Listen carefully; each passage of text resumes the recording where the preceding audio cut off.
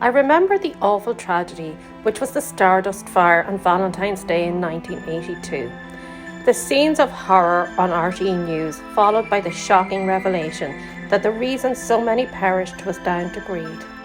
The emergency exits were locked to stop people getting in without paying, and the owner was too miserable to pay for extra bouncers. The families were put through terrible trauma trying to get justice and interrogated before receiving any compensation, while Butterly, the owner, who had the victims locked in, got a £1 million compensation payout.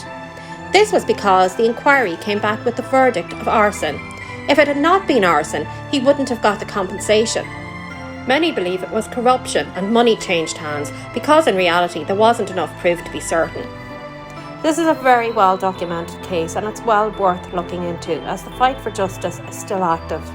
Going back to 1947 for this one. It was in Cavan town, and 30 children lost their lives at the industrial school ran by the Poor Clare nuns. Industrial schools were a place that orphans were sent, children that were seen as different or difficult, and children that were being brought up in a way that the church deemed unsuitable. If guardians objected, a court order was easily gotten. 2 of the young girls who perished were there because their mother died, and a Protestant neighbour was unsuitable to raise them because it was outside the teachings of the church. Indeed, sending them to the nuns was deemed more appropriate than their own father. These places were similar to the mother and baby homes. Those there were seen as the rejects and dehumanised, but apparently this one in Cavan was considered to be one of the better ones. On the night of 24th of February, a man on Main Street noticed smoke coming from the building. He alerted another man, and they both rushed to arouse the nuns to the impending danger.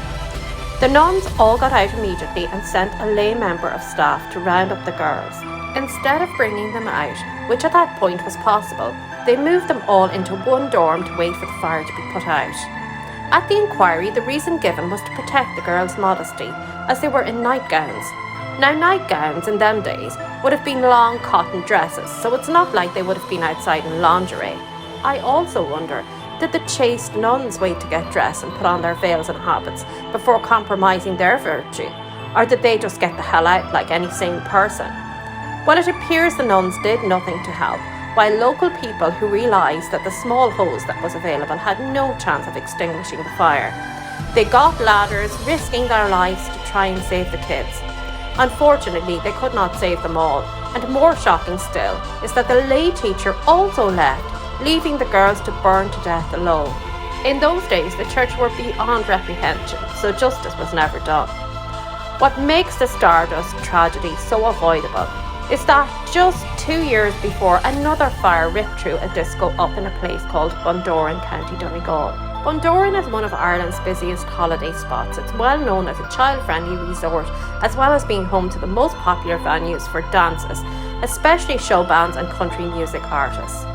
In 1980, before going abroad was so popular, on an August bank holiday weekend, the place would be thronged with visitors from all over Ireland.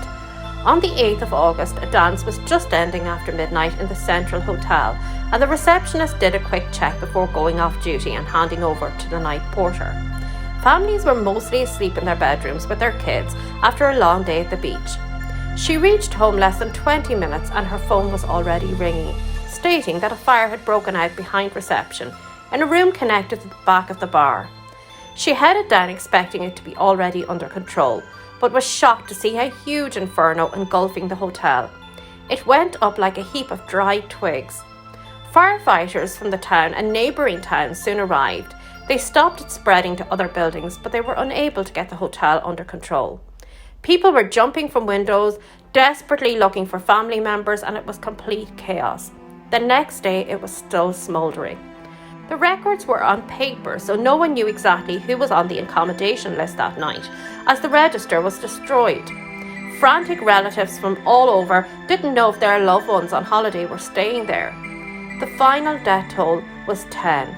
4 of those were an entire family from Kildare, and 2 children from another family were killed because due to a mix-up with their booking, the kids were separated in a different room to the parents.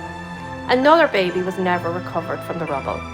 No official cause was ever established, but it was said the most likely cause was electrical, due to bad maintenance.